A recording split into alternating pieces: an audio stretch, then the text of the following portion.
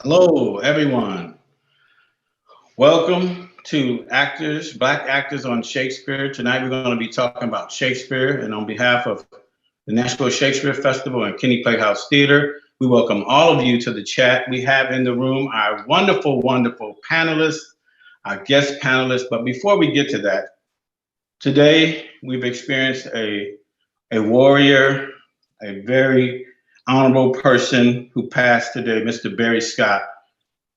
He is an artist, a father, a teacher, a man of God, and a wonderful friend. And on behalf of Barry Scott, I just want to take a moment of silence.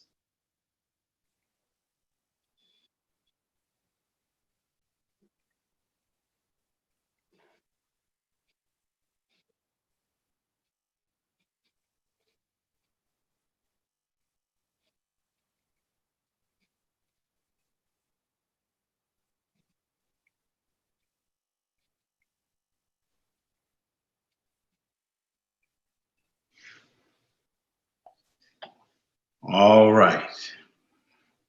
Now, for the business at hand, I just want to welcome all of our guest panelists. If you can just say your name and just a little bit about yourself real quickly as we go into this discussion. Introduce yourself to our people, our guests, our friends who have joined us tonight. Please do so in any order you like.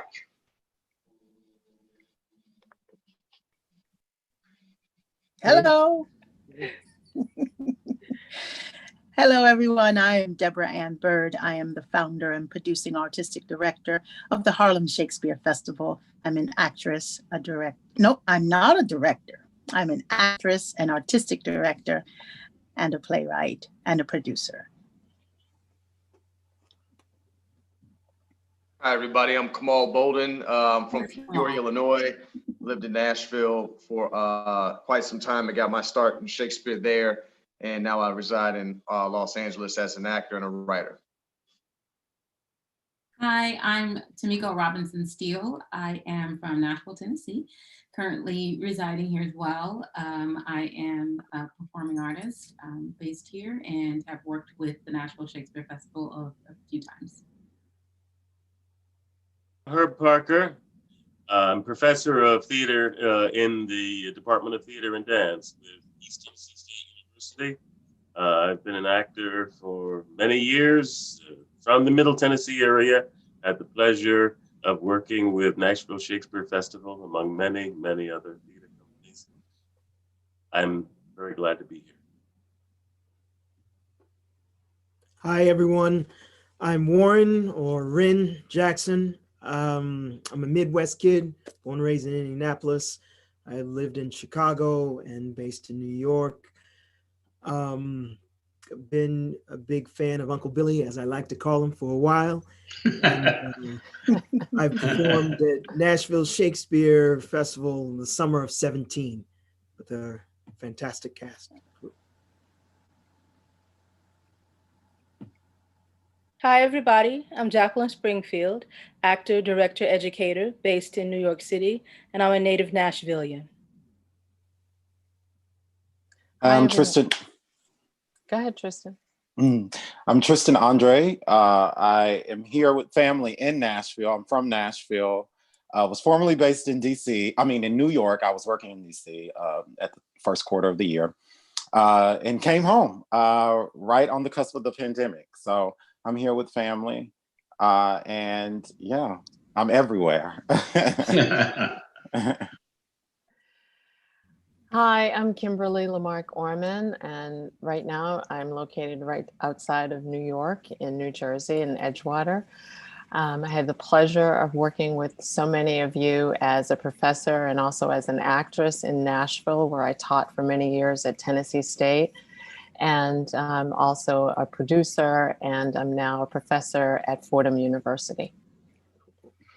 Yes, well, thank you all for being on the panel, and we're going to get right to it. This guy named Billy William Shakespeare, something that has been around. You hear the name in school, you hear that's probably the first thing you hear. He's a poet, he's a writer, and you hear this language, and so you come from the Black community and you hear this name, and so I just wanted to throw out there, does Shakespeare seem taboo in the Black community, especially when it comes to actors? Kimberly, you want to talk a little bit about that? Sure. I don't think that Shakespeare is at the top of the list in the Black community in terms of actors, but I think that rap itself is so akin to Shakespeare and the iambic pentameter. So they're cousins in a way. And that's what is so beautiful about Shakespeare. And if the people that are akin to rap are able to see that likeness, it makes the door so much easier to open, to enter into the Shakespearean world. So they're not as far apart, I don't think, as people would think originally. I did not think of that. That is really, really interesting. When I was formulating different questions and talking to people about Shakespeare, that never came up. That's really interesting. Somebody else want to talk about that? Yeah. I have a. Go ahead. Go ahead. I have a quick thought. Yes, you know, the African American community is rich with language and words that you think about in our lifetime and the lifetime of our parents and grandparents. Words that people that African Americans have made up and contributed to the American experience. And just off the top of my head, one tiny example, I think of the term "ripped off." You know, African Americans created that phrase in terms of stealing something from someone, but ripped off, and just the fascination with the spoken word, the fascination of storytelling, the fascination of sitting at Big Mama's knee or Auntie's knee as they would tell us stories growing up. And that's, to me, that's very much in keeping with Shakespeare's creation, as I guess has been theorized, creating 1,700 words. And certainly, therefore, for me, it's a logical extension for African Americans to step right into the performance of Shakespeare and the appreciation of his words and the sound of his words. Well, when you're in school, you know, I'm just going on my experience. When I was in school, I didn't really pay attention to Shakespeare. I mean, we did it, and it was like the last thing. So me, I'm straight urban. I grew up in the city of Detroit, so in the inner city. So it was urban. It was the hood. It was what it is. And so and you hear this language being different, you know, from yourself, the way you normally talk, but yet you do talk that way. It was really interesting. That's what I'm really learning now, is that you do talk that way, but it comes out differently. And so somebody else want to chime in on that topic? I can piggyback off what Miss Kimberly said, and a little bit what her was saying about the rhythm. And there's a musicality to Shakespeare, so that with writers like, they even say August Wilson, if you're tuning in to some of those long speeches that you hear in any Wilsonian play, and that stuff just carries you. And like Shakespeare, August Wilson, Eugene O'Neill, there's a rhythm to it, and that I think is inherent in how we speak and how we kind of groove into it, that just, I think we can plug into, and just, it carries us on and carries into character. It carries us into text, and it allows us a little better access to it. that musicality of the language. Yeah, I wanted to say too that I think the mistake that oftentimes gets made is when we have to read Shakespeare in high school, because like you were saying, Kenny, you really didn't get into it. And Shakespeare's not meant to be read, it's meant to be seen and heard.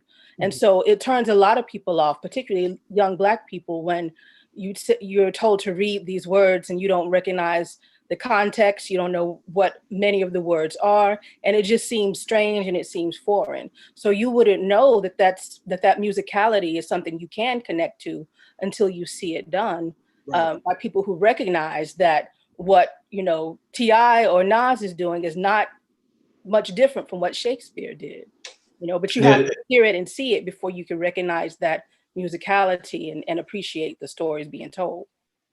Are the teachers who are presenting it in these schools presenting it in a way to get the kids' attention, to explain it to them? Because even the term iambic pentameter, I didn't hear that until I went to a workshop. I don't remember hearing that in school. They could have said it. I might not have been listening. Could have been playing spitballs or something like that.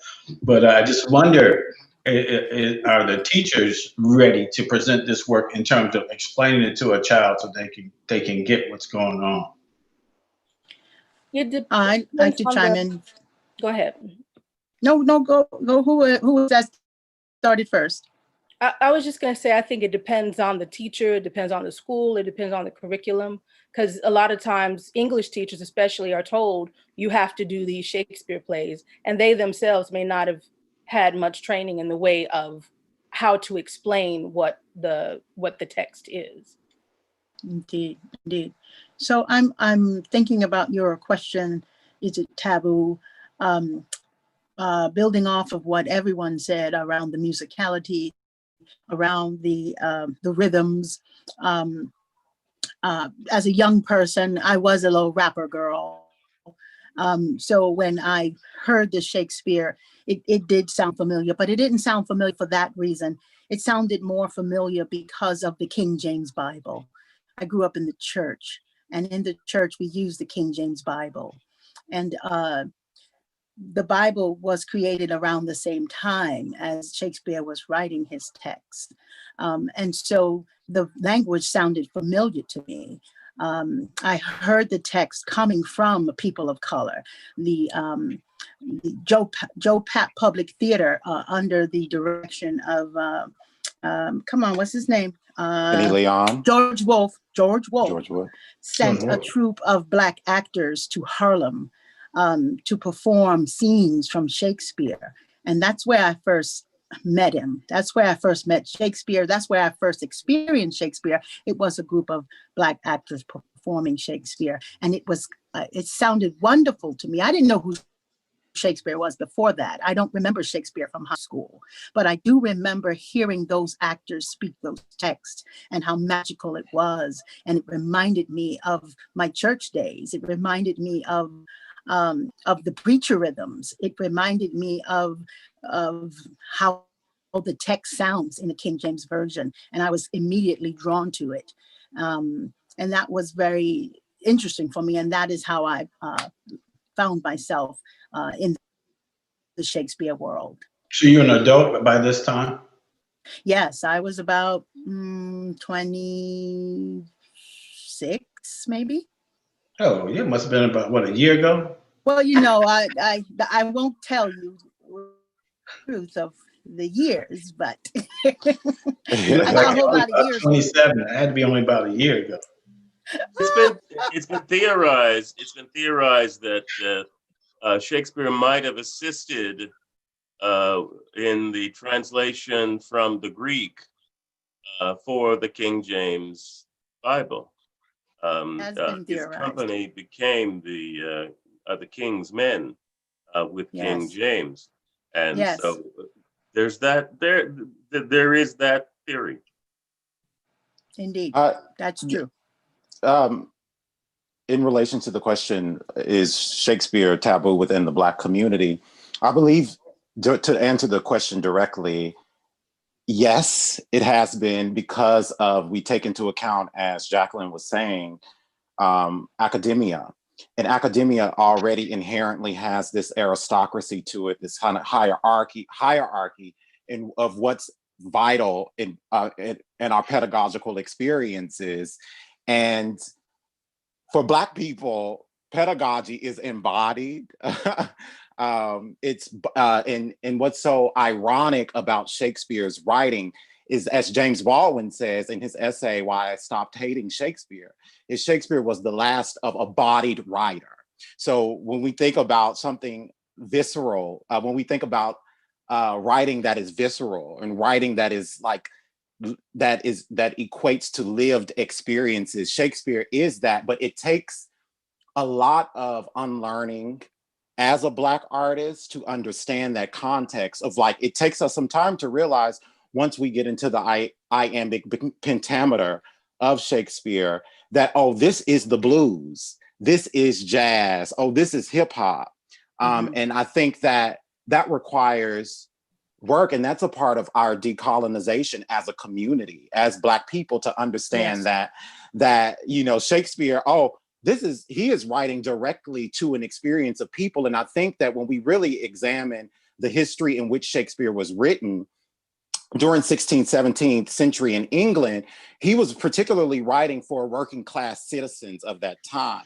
And so the people who were attending the Globe Theater, they were coming to witness Shakespeare, and it was a call and a response into what he was into the dialogue in which he was having with those people.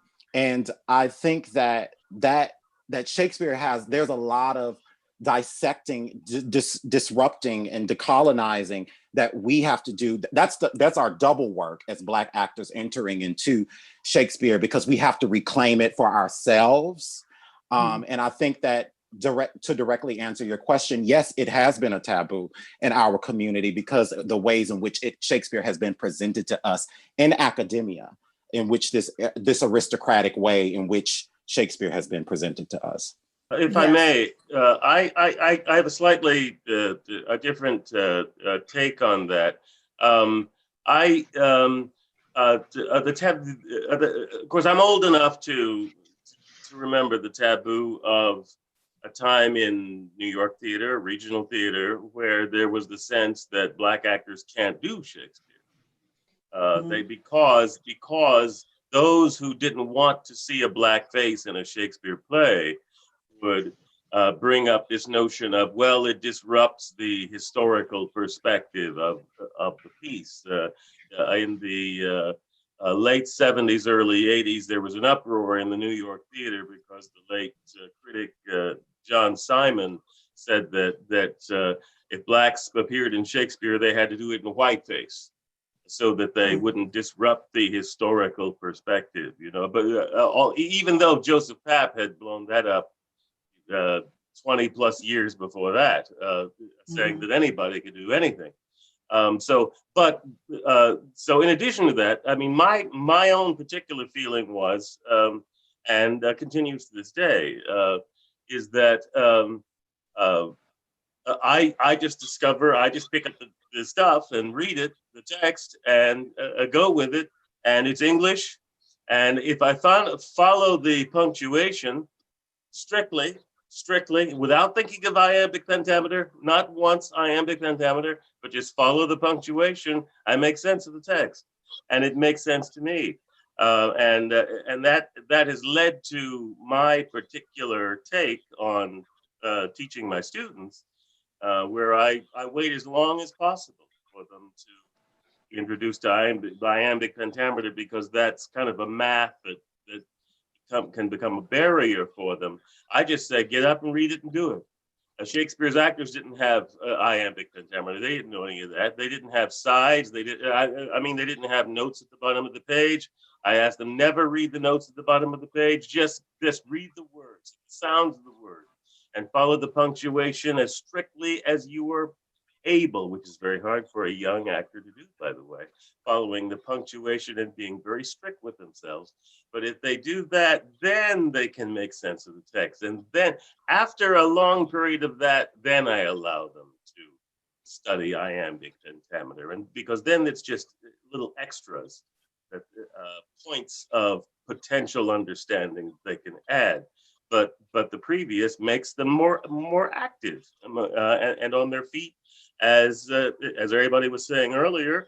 It was meant to be just said aloud, not read. And as long as you're doing that, you're doing it justice. Well, let's. I have one last thing, Kenny. Yes. I have one last thing about Shakespeare being taboo in the Black community. You know, I had experience, because I've been producing Shakespeare and other classics for the past 20 years, 18 years, or it's almost 20. You know, not too long ago, maybe 5 years ago, a Black woman leader came to me and she said, and she didn't just say it to me, she said it in public on a panel. She said, "Why are we doing Shakespeare anyway? Black lives matter." And that threw me for a big loop. And then people in the room started saying, "F Shakespeare," all through the crowd. And I was taken aback. I was taken aback because I thought about it later and I said, and I did everything I could not to lose my mind, not to just reach over and just choke somebody. And then I thought about it when I went away and I said, you know what? I get that Black lives matter, but my life is Black and I matter. And since I like Shakespeare, then that matters to me. Whatever I like should matter to me and to matter to you. Because I am a Black and my life is Black. And if Shakespeare's in my life, then why are you giving me trouble if you say you love me? And so that was really, really difficult to get that kind of slap and pushback from my own sister, you know, and someone who I love deeply. It was extremely challenging. So around taboo, yes, it's been taboo. It became taboo in the 60s and 70s when the Black Power movement started, when Black folks revolted against being told that Shakespeare is better than any other playwright, and Black playwrights started to really write, and Black theater companies started to form. And a lot of Black actors began getting slack for wanting to still perform Shakespeare. And so our history of Blacks doing Shakespeare began to die out. And that's how it was. And there's still a lot of pro-Blackness. Heck, I'm Black, I'm pro-Black. But I don't think that we should exclude in general, just for the sake of excluding. Yeah, I think if I'm clear. Yeah, you're clear. You're very clear, and that experience had to be very eye-opening. And but you know, a lot of times, you know, people try to make Shakespeare white. You know, he's white, and so therefore we should not, you know, do it, I guess, or something like that. I want to move on a little bit to another topic and talk a little bit with some actors. Kamal, I wanted to ask you. What made you get into Shakespeare? How did that transition come about? Because we were around each other at that time, and I don't ever remember you talking about it. I just remember you told me you were going to take a class or something. And how did that come about? What made you get interested? I'll be honest. I felt like I was covertly, not explicitly. Nobody tacitly told me I couldn't do Shakespeare as a Black man. But as all these wonderful people talked about, it was never presented to me as something that was possible. And so my stubbornness, my willingness, you know, they had put it up on such a pedestal that I told myself if I was to become a consummate actor, it was time for me to tackle Shakespeare, because that's what the world or the community had said you had to have in your tool belt to be considered a great actor. So I got into it basically just off the sheer, you know, pushback that I couldn't do it. I didn't see anybody in my hometown that looked like me on those stages. When it was presented to me on these BBC channels or any of the research I saw, it was all white people. And I always felt like even when I studied in academia, the white people kind of held it to themselves. It was like, this is our thing. This isn't your thing. And so when I got to Nashville and I saw that there was a brother named, Mark Mazzone, I never forget him. He had a workshop on Shakespeare. I said, I need to go ahead and start there. I started with Mark. And then when there was, I did about 2-3 months with him. And then when there was an audition for the Nashville Shakespeare Festival, I had no idea what Coriolanus was about, but I went ahead and read the play. I didn't really understand it because, again, I was still getting my feet wet into it. But I said, I got to try. And luckily enough, I was given an opportunity to get up there because I knew that my skill set needed that, the breath control, the facility with language, and just being able to tackle the thoughts that change so rapidly in Shakespeare. I wanted that in my tool belt. So that's why I did it. How about you, Tamiko? I know you're somebody that's I've kind of watched and been around for years, and I end up seeing you on the Shakespearean stage. How did that transition for you? Well, first I want to start off by saying that I think it was presented in my English class as well when I was in high school. I don't remember anything from it. And, you know, that's not saying anything to the teacher or anything like that. I just don't remember anything from that experience. It wasn't until I got to university, I think Barry Scott, he had a workshop where you had 2 monologues, and one was classical, and we worked on this monologue from Shakespeare.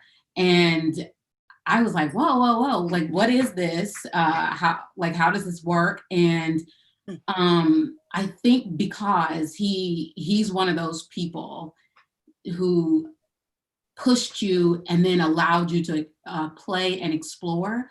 I felt confident that very next season to go and audition for Nashville Shakes, which I did. Again, like I didn't do a course or anything like that. It was just that one workshop, and one of the pieces just happened to be Shakespearean.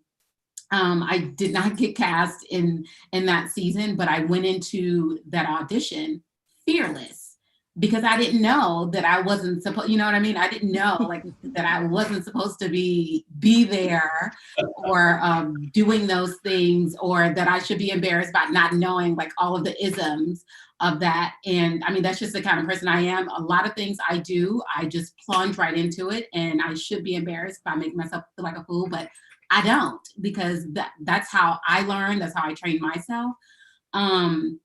And so it wasn't, I think Mark Mazzone, also, I did my first show with him, which was 12th Night. And then that very next season, or 2 years later, I did the same role and show with NSF. And I played Countess Olivia. And I was terrified because it seems like everyone else knows what they're talking about. Everyone else has, it felt like this club. And I was like, y'all gonna let me in? Just because I just don't know. But I learned so much, and every time I'm still learning, and you should constantly learn, like Kimberly said. You should never stop learning. So I always feel fortunate when I get into those positions. But that show in particular, I remember being Denise Hicks directed, love her to death. And she does table work, which I love. And I feel like it's so useful when you're doing a classical piece like this. And so you do at least a week, at the very least a week of table work, and you explore and you learn things, and you realize that everyone else doesn't know all of the things that you thought they knew. But you guys are learning in that together. Again, I was getting my feet wet, as Kamal said, and so I was on a learning curve because I hadn't been in those spaces before. But I just want to talk about representation in this moment, because still to this day, I have Black girls come up to me and be like, "You were the princess in that show." Maybe they don't know what the hell the show was about or what happened, but they remember me, my brown self, being on that stage. And that's why I will always love that role and that show, for that platform and for the reflection in eyes of, people who look like you. I know. I remember that. I think you did Puck. I was in that class, Mhm. and you did Puck. I thought, well, that was amazing. I didn't know what you were doing, but it was just really, really dope what you were doing. You did some kind of stooping thing, and I was like, oh, this is dope. And I was like, I was ready to throw my little roll out in the garbage can. And Kamal, I saw somebody on your Instagram. Some guy talked about that he was a kid and he went somewhere. It was a Shakespearean presentation, and there was one black person that was playing a role in there, and that what got him interested in Shakespeare when he saw somebody just like them. Kimberly? Yeah, I just wanted to say that, yeah, Barry Scott really was a great promoter of Shakespeare. In fact, when I came to Nashville years and years ago, we co-directed a Macbeth set in Africa out in the amphitheater of Tennessee State. And it was just, we were doing a summer program at the time. And so we cast everyone that was in the program, and then we got some additional actors. But it was like the first time that so many Black and brown people felt like they were in the club, right? That they could embrace it because we had laid it out for them in terms of what it meant. What do these words mean? You know, they have those textbooks, Shakespeare for Dummies. And, you know, we would share that information with them and encourage them. I mean, we looked at the lexicons too, but it was more of accessibility. Yes. And they just really loved it and ate it up. And I think that that's what's needed. And when I was at TSU, I directed 2 student productions of all Black casts of Shakespeare, one of Julius Caesar, where it was all hip hop characters, right? And Caesar was Tupac, so because he had to die. And they went to the Capitol, it was a club. And so just trying to align all of this to the perspective, the African-American perspective, was really empowering and made people feel like they can do it. And we can. It's just about how you open the door for people to be able to do it. Rand, how about you? How did you get started? I know my first experience was high school, and just a little bit about, I think Jaqueline said it, of when you get to say it and do it. And my English teacher, my sophomore year, is right. We had junior year, I think it was, yeah, we did Julius Caesar. And we had books in our hand, and she allowed us the space to get up and move and say the words. And that was my first kind of, ooh, what is this? I mean, this kind of with acting and of course with Shakespeare. And then once I moved into undergrad, my professor there, who really dove deep and allowed that, again, Tamiko said, that sense of play, and allowed us to really explore, fall on our face, ask questions. And I think it empowered us and empowered me to latch on to that fearlessness that I think I already had inside. And when I moved to Chicago, it was at Chicago Shakespeare and performing for a lot of those kids on the South Side that you get that, like Tristan was saying, there's that call and response. There's that feeding from the audience, and you get that whole vibe. By that time, I had fallen deep. I had fallen in love with performing it. So yeah, that was my first experience, and just took off from there. Yeah, so, being in this new position with Nashville Shakespeare Festival, I've been really beginning to look at Shakespeare in a way of, because if you know anything about me, I love producing, directing, and giving Black actors an opportunity to perform, to share their gifts. I just think that that's just what I've always been about. It has never been all about me, but the more I can give back. So I've been looking at doing a Shakespearean cast, even if it's all Black. And I just want to ask you, if you had to choose, Tristan, I would ask you that. If you had to choose a Shakespearean play, and I'm not sure how many you know of, I'm probably going to have some of these people who've been around maybe a little longer than you, but you seem so intelligent. I would like to pick your brain one day. You like you got, you go into a whole nother stratosphere with the way that you eloquently talk. But Tristan, if you had to choose a play, which Shakespearean play would you consider all Black? Measure for Measure. Because I think that, I really love the arc and journey of Isabella, who is a novice in the beginning of that play. And she's sort of, I think the gender dynamics in that particular play is something to really tap into for us as a community, to talk about how patriarchy does show up in ways, and how the Black female body is always sort of a target. It's a target. And I think Isabella and her body throughout the course of Measure for Measure is a direct target for Angelo, and how she's hypersexualized, and how she's it's her fate is on the line, as well as her sexuality is on the line. And I think that play is something that's could be unique to the diaspora, as far as really discussing gender dynamics within our community, and how, the patriarchy versus the matriarchy shows up within our community. And I think Measure for Measure is always been, it's one of his problem plays. It's the Shakespeare problem play.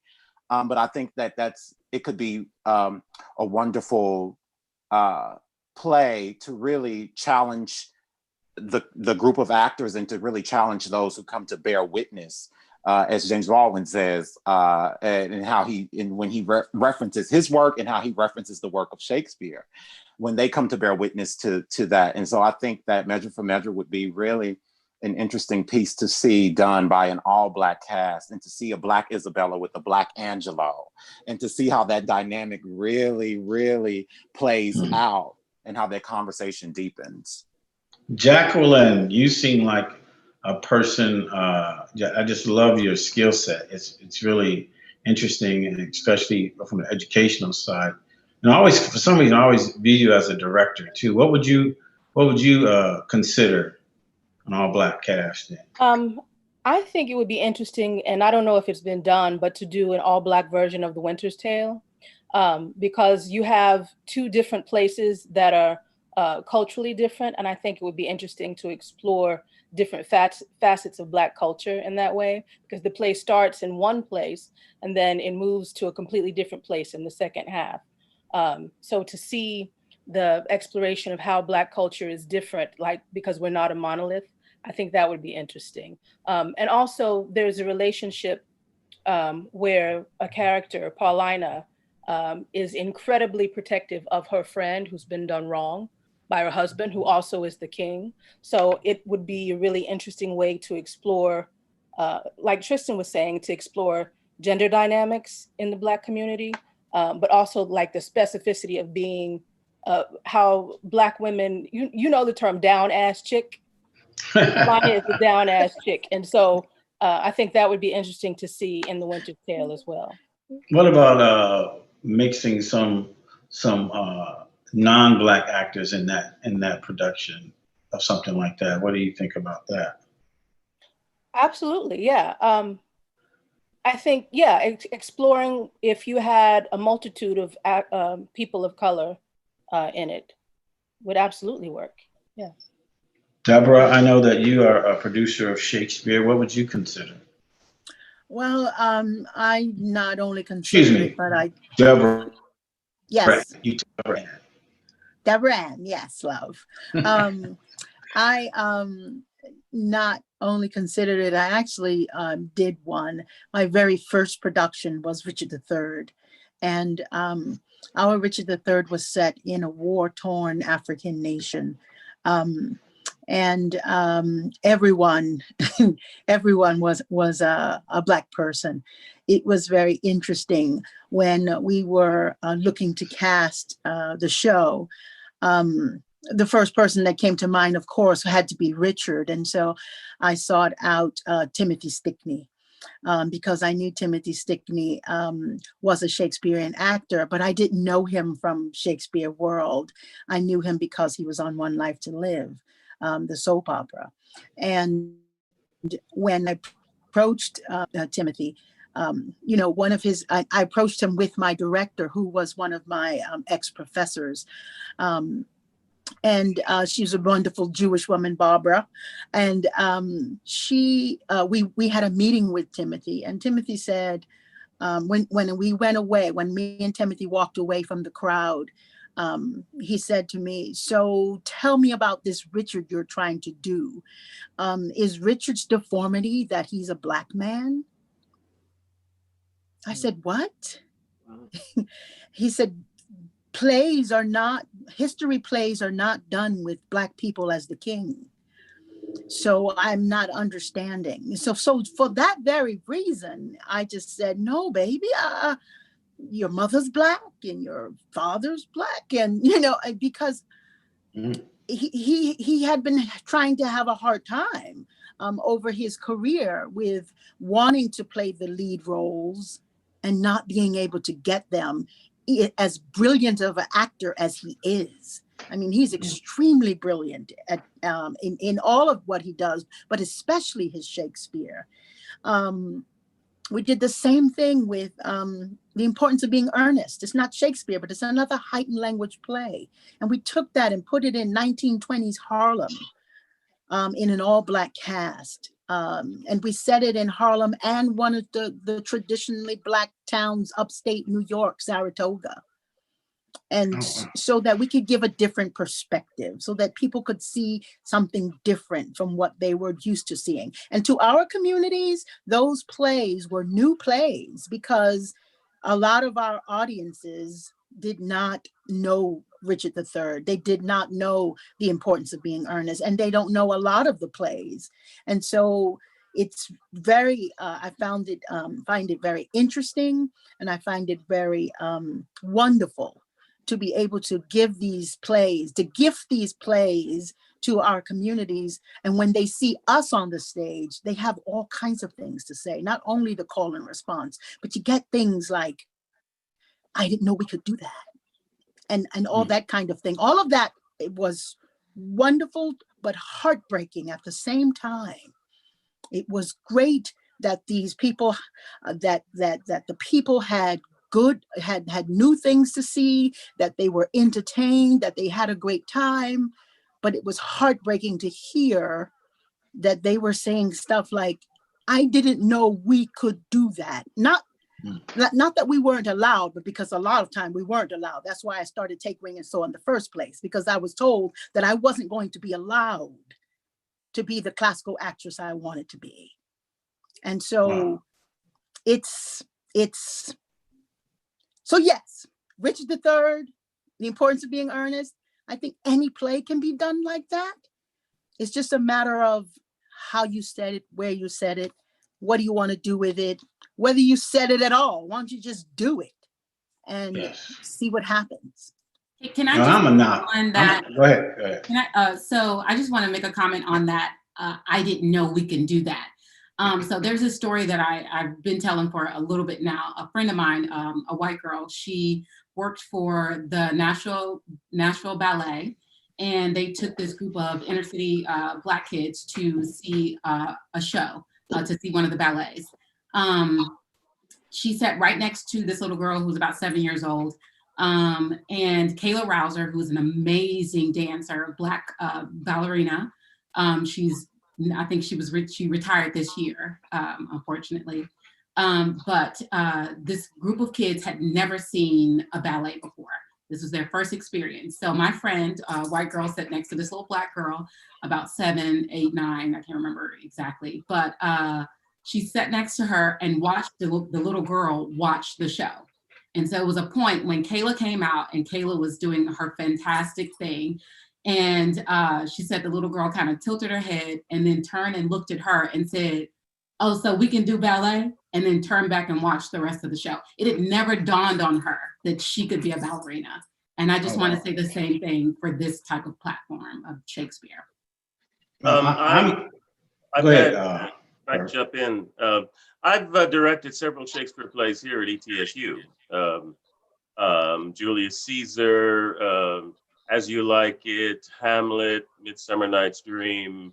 My personal experience has been that, because I'm a fan and I'm madly in love with his words, my personal experience has been that the work is so universal and beautiful and speaks to the human soul, regardless of race, unless we're talking Othello or Aaron the Moor and Titus Andronicus or the Prince of Morocco in Merchant of Venice, unless we're talking about those parts.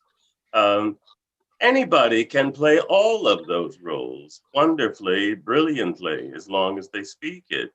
And so I haven't had the opportunity to have as diverse a cast here as I would have liked. But I only say that to say that a Black cast doing a Shakespeare play could be any of the Shakespeare plays, and not because they're Black, just because they're human beings who have feelings, who have thoughts, who have to be or not to be is a question that you can ask yourself whether you're Black or white or green or blue. And so I don't feel the need, me personally, I don't feel it's necessary to adapt it for Black people. It's No, just that's get not up what and we're do saying. it. Right, I know that. I don't think that's what we're saying. But it's just just get up and do it and say what those characters are saying. Absolutely. So I wanted to talk a little bit about the craft of acting, because in my research, and I love actors who no matter what performances they do, they're just awesome, no matter what roles they play in film or whatever. And as I research a lot of actors that I really find to be phenomenal actors, many of them have played Shakespeare, if not all of them. So I wanted to see from you all, what, as an actor who was growing in the craft, and Kamal hinted on this earlier too a little bit, what benefits or what kind of things happen or you can learn from or grow your craft or your skill set as an actor if you perform Shakespeare? Kimberly, answer me that, Kimberly. Well, I think because the language is so dense that you have to play actions. And so you have to play through the words, what your intention is through the words. And as an actor, if you can master that Shakespeare and make your intentions, your motivations and everything come through those words, when you have more simpler text, or that's prose, or that's more modern, and you're still performing in terms of motivation at the same height, then your performance is going to be so much richer. That's what I have found. Because Anyone else? Anyone else want to chime in on that? Oh, well, just real quick. I kept all over the years. I just kept learning. When I started out, I just wanted to sound classical or something. I made a horrible mistake. Wanted to sound good. But over the years, and I studied and studied and studied and studied and learned and listened and watched, and so many times I would. I remember that wonderful note that a director might give occasionally, which works so well with Shakespeare. Just say it. And so often, that's why I realized so much the helpfulness of the punctuation. Just say it. It's easier than I'm making it. Yes, the punctuation does help, but there's so many words within the Shakespeare, so that by the time you get to the period, you may have gone through four or five lines. So what you have to do is you have to find what are the operative words which words carry the message. So you Right. need to know what words you need to lean on so you can share the message. And if you can master that with Shakespeare, then it makes it so much easier when you are dealing with just contemporary material. And that's the Absolutely. beautiful thing that Shakespeare teaches us, is how to master those operative words and to communicate. Tristan, how has it helped you? Tristan? Tristan, My are apologies. you? Yes. It's definitely, I think my stamina as an actor, it's helped build my stamina as an actor. My relationship to Shakespeare really began as my brother Warren here. I was a sophomore in high school and we were reading Julius Caesar. And we would read it aloud in class. And, then I did not have any of in the traditional sense of how we come to know as actors, the very codified sense of what I didn't have the training in Shakespeare, but I just had the fire and the passion reading Julius Caesar out loud in class. And then by my junior year, I did the Nashville Shakespeare Festival competition. And I did and I worked closely with John Royal. And he was bomb, might I say. And I did. And I did. I look back in retrospect, and that's that. However, I did the Malvolio piece, the "Madam, you have done me wrong, notorious wrong. Pray you peruse that letter and hand a phrase." And I had so much that language sort of at the time, though I was still learning Shakespeare and what that was. That language to me was inherently embodied, and so it made me fearless as an actor in all of the work that I do outside of Shakespeare. And I think that Shakespeare can be empowering for an actor if that safe space is created enough for them to be who they are. And as Justin Emeka, who's a professor at Oberlin College and a regional theater director, he says, don't think of Shakespeare being separate from you, but think of it as a collaboration. It is you and Shakespeare. So bringing your full self to what that language is important. And I think particularly for Black actors, that is important.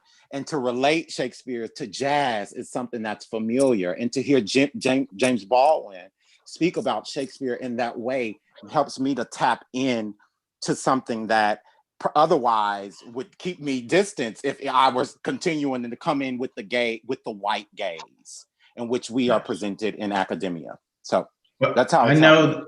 I watched Much Ado About Nothing presented at the Public Theater last year, and I just in total awe of the way those actors just mastered the language without changing the language. They weren't trying to be, European or whatever that language that you sometimes you feel like.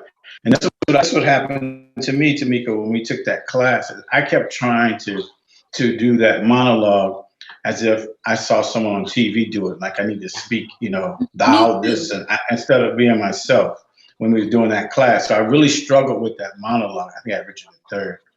Now it was the winter, whatever that was. So I don't know if the third, fourth, whatever Richard it was. It was one of them Richards. So anyway, but I had that problem. But Much Ado About Nothing, if you watch that show, oh man, they are doing electric slide. They are just talking. They are so mastering that language in our regular language. I mean, I stayed up till 4:30 last night. I had to watch it again. I mean, because it is so amazing to see that. And it's so exciting to see that, to see them master the language. And these are people that are on television and doing all kinds of film work, but yet they found time to do that particular piece. Before we get out of Kamal, you want to say something?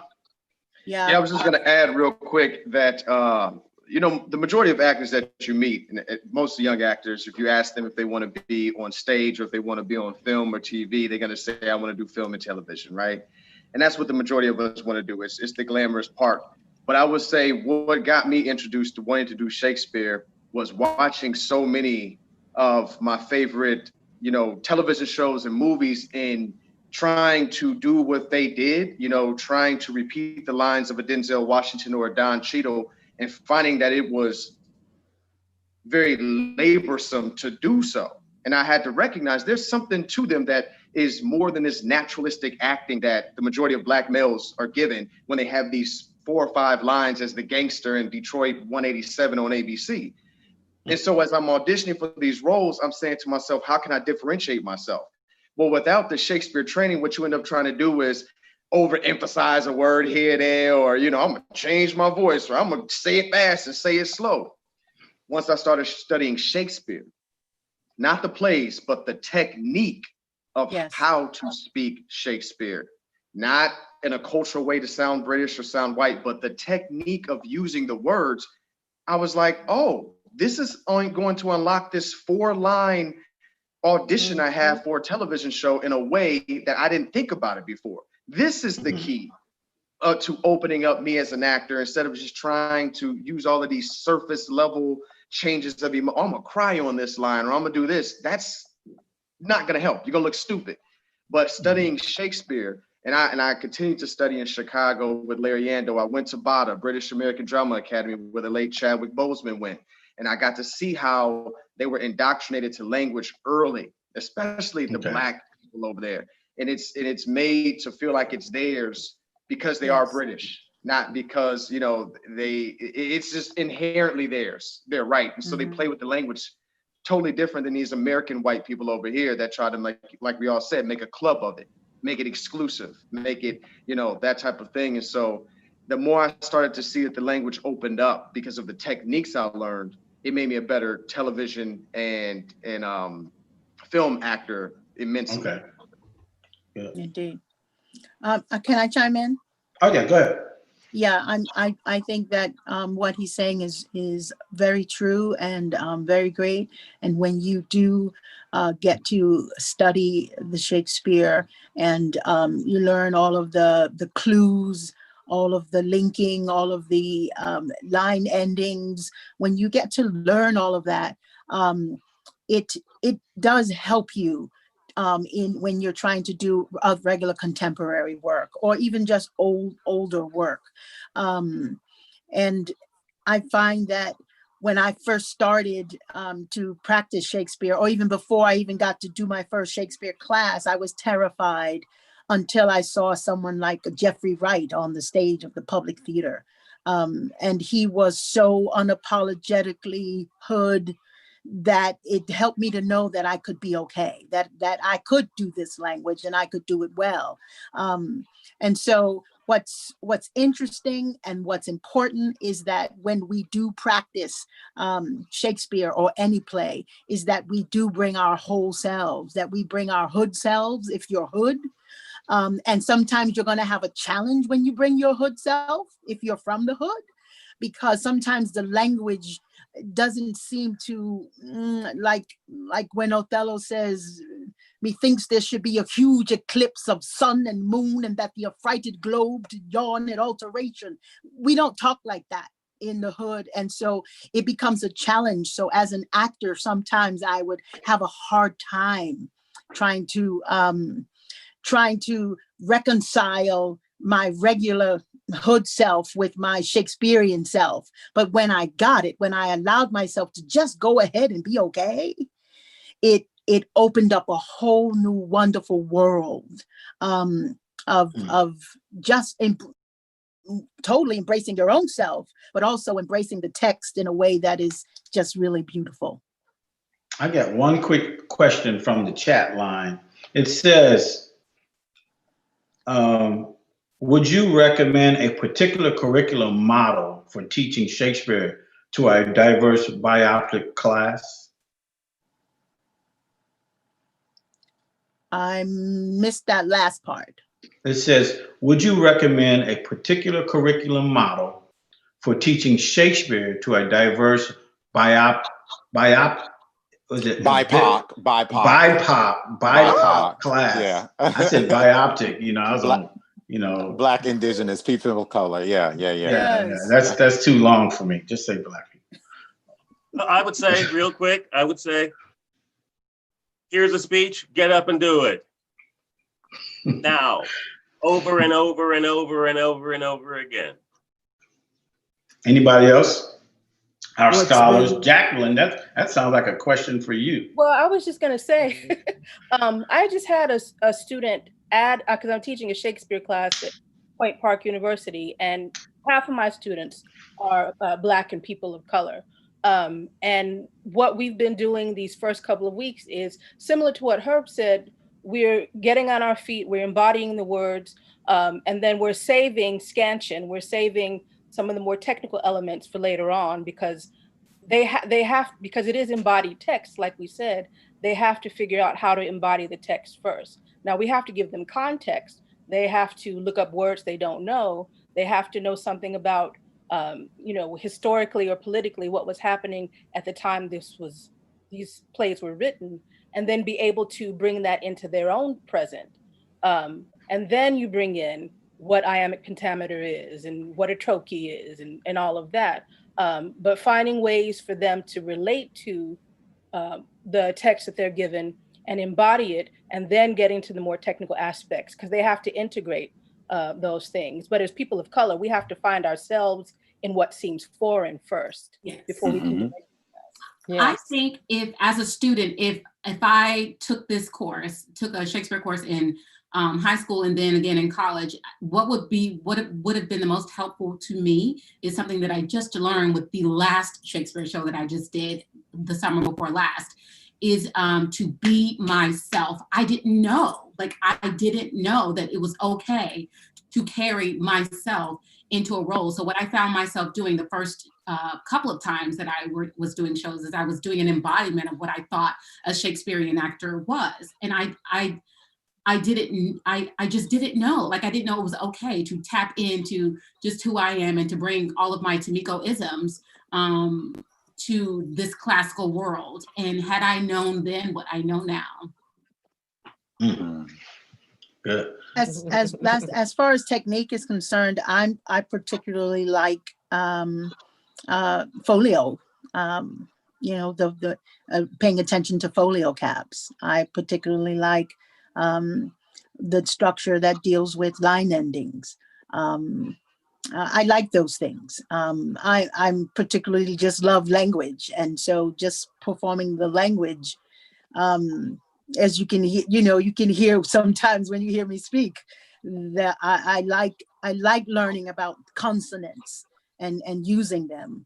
I like learning about how to use vowel sounds, how to make a text sing, to make the words dance, to make it.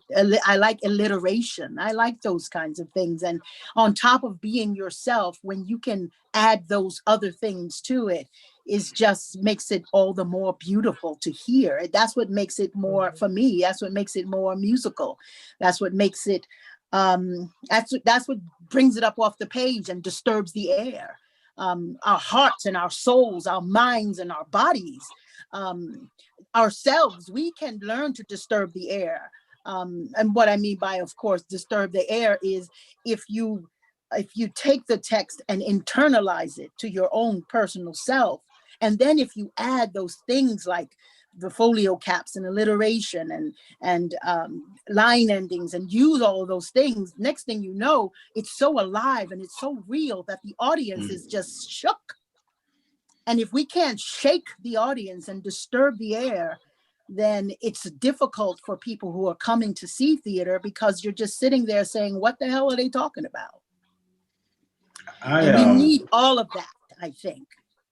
I once heard Denzel Washington talk about, they asked him, why would he go back to Broadway, being the successful film star that he is? Why would he go back to Broadway? And why would he do Shakespeare and those things like that? And he said that, he never wanted to rely on talent alone. And I think I heard maybe Kamal or somebody allude to this, but that he was always wanting to develop his craft and don't rest on what he's accomplished before, but to always continue to grow. There's always something to learn. And I always think that, theater is a wonderful stage to just grow as an actor. And it stands on its own. Just to do theater, it stands on its own in its production and its qualities.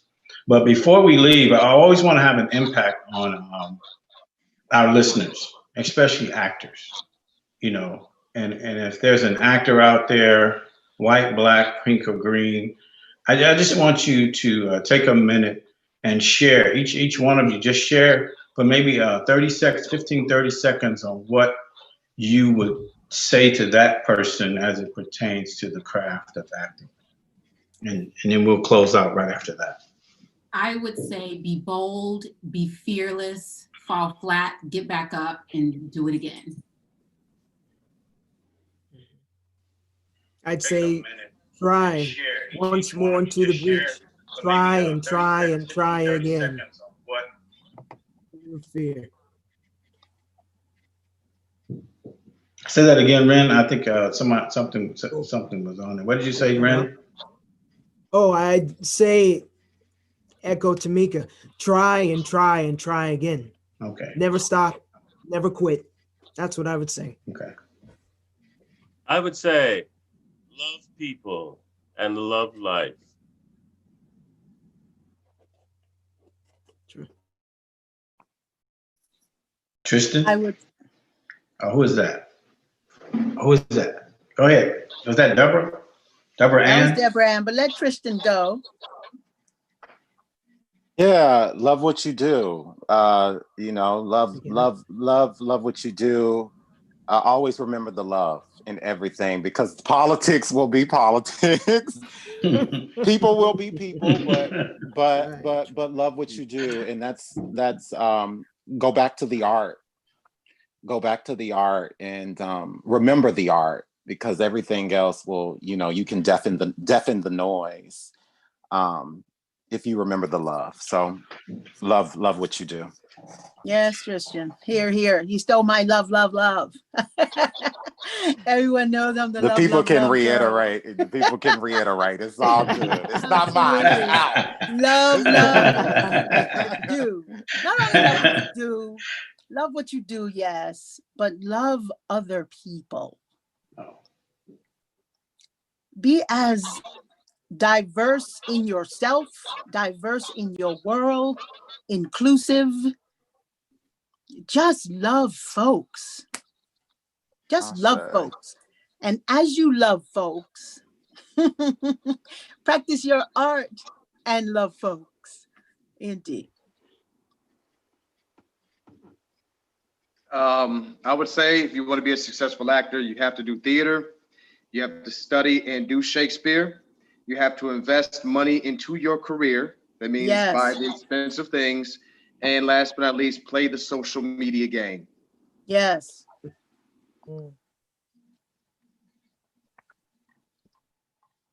I would say don't get so caught up in doing things right or wrong, but to explore, invent, play, discover. I would say be yourself. Don't let anyone tell you you can't. Honor the craft and always honor yourself by staying in the know in terms of taking classes. Yes.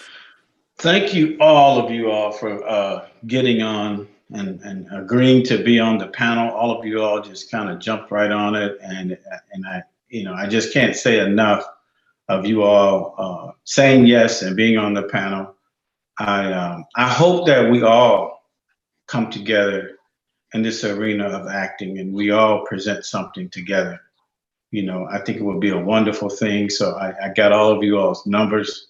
I'm probably gonna send my boys over there, give you an offer you can't refuse, kind of like The Godfather or something like that. But I hope that we can come together as a collective body and present a work that is of excellence. And because there's a lot of stories that must be told, or the stories in the Black community that must be told, and we must become the beacon, the light. You know, we have to let our light shine to our people, to all people. Yes. That men would see our good works. Yes. And glorify our Father, which is in heaven. So Amen. We are, I hope we come together as a light to shine to people, for all people to see, not just Black people or white people, just for all people to see excellence in what we do. because I know that each and every one of you love the craft, and I love you all. And we have the stories that must be told. And on behalf of the Nashville Shakespeare Festival, Kinney Playhouse Theater, and all of everyone else involved, I just want to say thank you all for getting on this panel. I'm going to be reaching out to you all as directors, actors, or whatever, to help us grow in this sphere of this cultural alliance. And the cultural alliance that we've formed is just, we've taken both of our missions, and we feel that doing that, we can achieve our missions better by coming together and bridge a gap between our communities. Theater has the impeccable power to change people's lives. And we want to use this platform of theater to bring the communities together in this Black Lives Matter movement and this political circus that we have going on, just to bring people together to come see what we're doing. Next summer, and Shakespeare in the Park, for the first time, we will have 12th night showing, and we also will be doing Jitney by August Wilson. Last year, when I came to see Tempest, I sat in the audience, I said, what would it be like for this audience to see a Kinney Playhouse Theater production? What would that be like? And so I asked Denise about it, and then with the rest is history. We started talking, and here we are. So we're going to be doing a lot of things together as a community, just bridging the gap between the communities here in Nashville and abroad. And you all are very much a part of that. So I hope that you get on board, come back home. For some of you all, you know, I might have to drag y'all, get y'all to come back home. Those who have never been here, to come and share with us and sit at the table of theater, and as we present this wonderful, wonderful opportunity to this community. Thank you all for being on the panel. I love all of you all. Good